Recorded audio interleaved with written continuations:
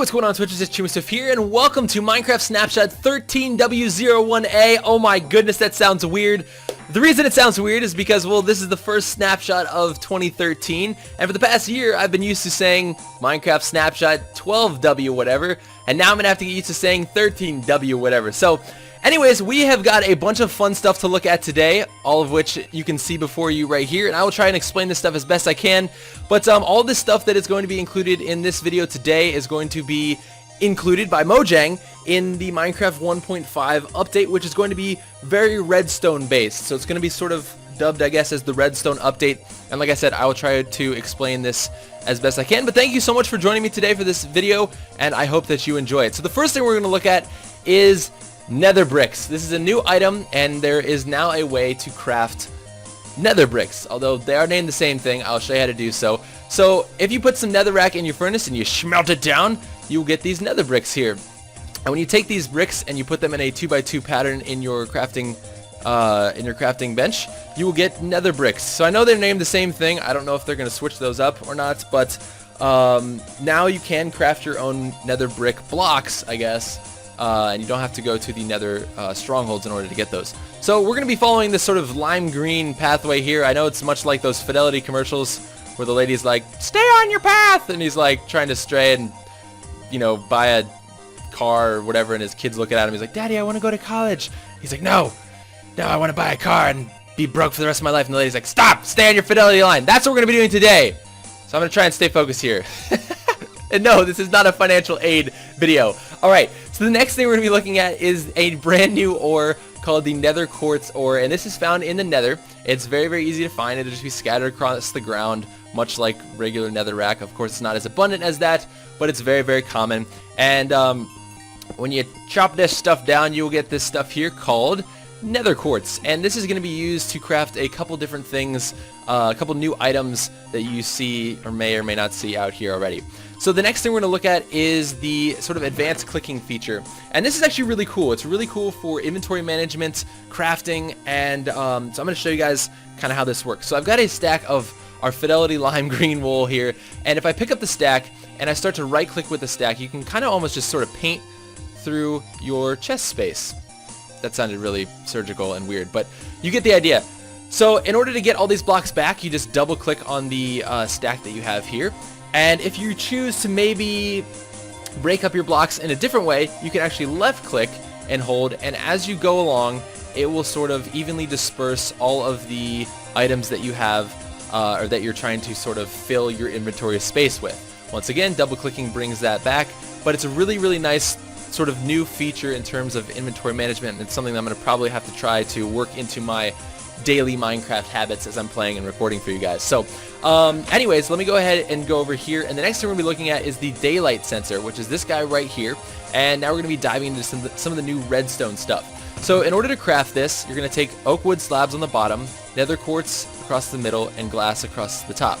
Now, one thing I want to show you guys here is just to sort of apply what I just taught you or showed you with the lime green wool in that chest over there, is let's say that this 3x3 area right here in this chest is our crafting bench, and I want to very quickly craft a daylight sensor.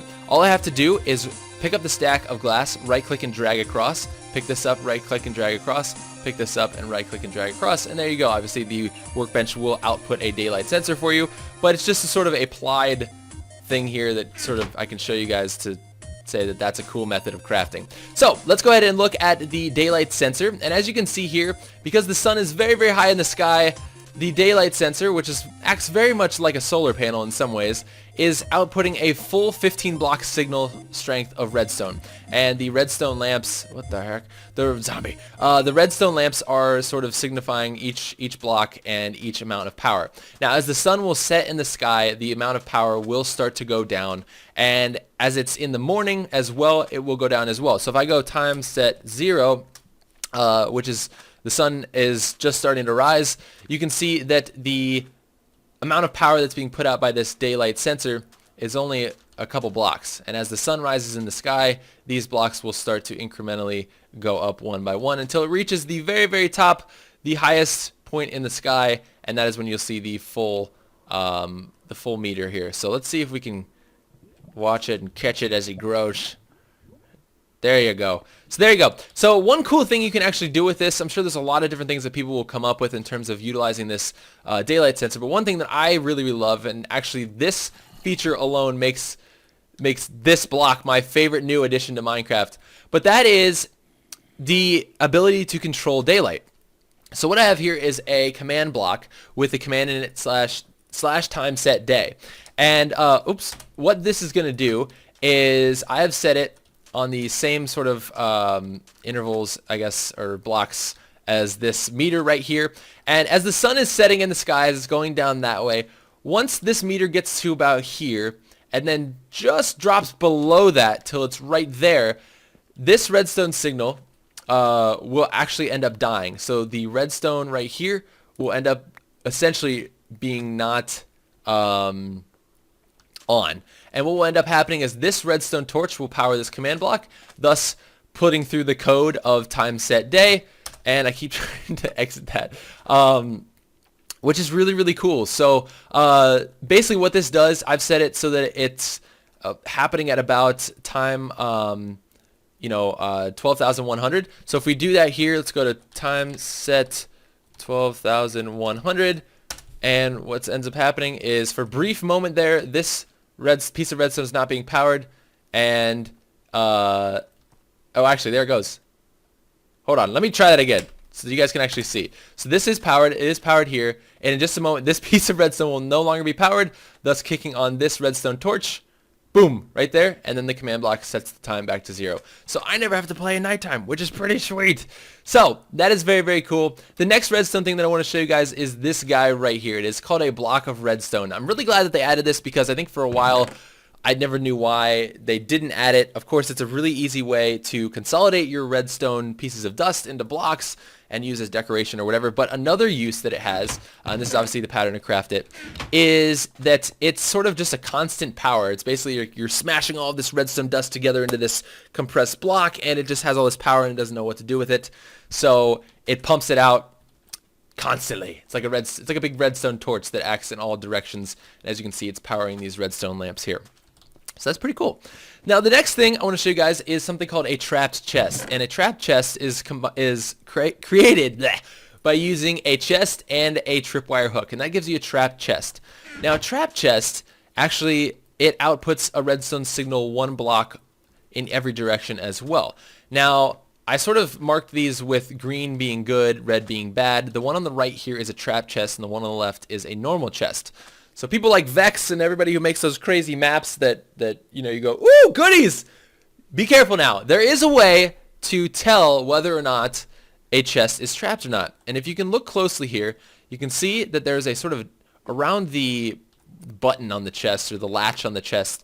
On a normal chest, it's sort of like this, a little bit slightly darker color. On a trapped chest, it's this little bit orangish, lighter color. You can see the difference there. If you can't, then you need to go get some glasses. But it's there. So what I've done, I've been going to be really cruel to myself in this sort of like Indiana Jones-ish way. And when I open up this chest, a redstone signal will be powered out through here, and it'll go back into here through a dispenser. It's going to shoot an arrow through lava at me. So I'm wandering along. I'm like, oh, look, goodies. And no. You end up getting yourself caught on fire, and you're going to get yourself hurt. So that's sort of how those trapped chests work. I think they're very cool. They're going to be very interesting to see in new Minecraft maps and stuff. But that is that. Now the next thing over here is a hopper. I'm not going to really talk about this because it's still a work in progress. In fact, the art, the in-game art for this literally is W.I.P. But it's created using a chest as well as stone in a pattern like this, and it's not finished yet. I was going to include some stuff about it in this episode or in this video, but I decided to I'm just going to wait until it's finalized. They may end up tweaking some things. I don't want to say some stuff that's going to be wrong later. So there is a new item. It's called the hopper, but it's currently being worked on. If you want to know more about it, just check out the wiki, and I'm sure you can read whatever's out there that's known, at least. The other thing, this is a new redstone item, and this is an item called the Comparator. Comparator? I don't really know. Comparator. But this is created using 3 redstone torches, a piece of nether quartz, and stone across the bottom, and that is going to give you a redstone comparator. And the interesting thing about this is kind of hard to explain, But basically there's an input here on this side and there's an input here on this side. And what this little block does is it's going to compare the strength of signal that is being pushed into this side versus this side. So it's kind of like it's like a versus battle. It's like side A versus side B. So what I've done here, I have two levers, and as you guys know, Redstone, a while ago they updated Redstone to travel only 15 blocks, and as you go down 15 blocks your signal starts to die. So it's the most strongest right here at basically piece of dust 1, and then the signal starts to fade over time. So what I've done here, this is 1, 2, 3, 4 pieces away. The power source is 4 pieces away from this side, okay? So this block is going to say, all right, we got 4 coming in from this side. How many are coming in through this side? If there's more power coming through this side, side A right here, we're going to let the signal go through. And you can actually right click this on or off. This is like kind of on. I think this is still being worked on. But if there's more power coming through side A, this block will say, yep, we'll let it through, and it will power it through. If it's not, it will basically block the signal here, and your redstone dust will continue to look like this, unpowered dust. So it will also let it through if the signal is equal to this side as well. So basically, to show you, if I light this piece of dust right here, block 1 is here, block 1 for power, 2 and 3. Therefore the signal is stronger than this side. It's comparing it, hence the name Comparator, and it's going to push the signal through, and that's why you heard the note block go off. Now if I go ahead and say that I want to use this one as well, because the signals are equal, it's also going to let it through. And if I had another lever right here, which I should have placed here, I'm sorry I don't. If I had another lever right here, and I flick this one on, because it would be 5 blocks away, or 5 pieces of dust away from this one, which is 4, this would basically say, nope, this side is stronger, we're going to lock the signal here, and it's not passing through. So that's pretty much the easiest way to explain how a comparator works. And like I said, if you don't understand it, just listen to what I said again, because I think I did a pretty decent job explaining this, and it's really quite confusing, but it's not.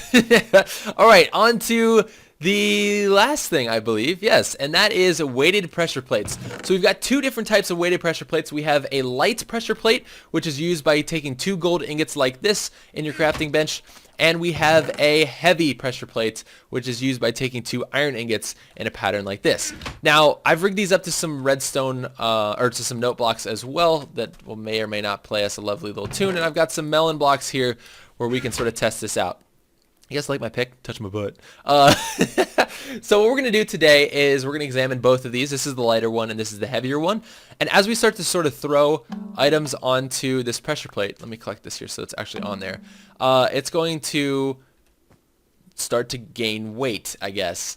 And as I start to add these, you can see eventually we will get it so that all of these are lighting up. So the more weight we add, the more weight we add, the more strength we add to the redstone signal as it sort of goes down the line there. And eventually we'll get to the last one. And there you go. So we didn't even use, we used like, 19 blocks right there to just throw on there. So not a whole lot. However, this iron one right here, the heavier version of this weighted pressure plate, is going to take a lot more. And I can actually go ahead and just toss the whole stack on there. That's going to cut off only the first 2. So this was like 19 or 20 blocks. The first 2, this is like a full stack of 64, and only 2 are lit. Continuing on, if we do another stack here as well, it's going to, here, let me try this again. Let me actually get it on the stack, or on the pressure plate. There we go. That's going to add, go to 3. If we go another stack here, that is going to get us all the way to 5. So 3 stacks of 64, so that's, a lot of weight that's being placed on the pressure plate. Now, one thing I'm kind of confused about, maybe I should look into this a little bit more, but why can't myself do this? As a human being, I should weigh more than, well, maybe not. Maybe like 3 stacks of 64 melons is probably a lot. There's a lot of water in that, so maybe we're all right. I don't know. But anyways, that's going to about do it for this snapshot video. I don't think that I left anything out. I'm looking at the wiki here real fast.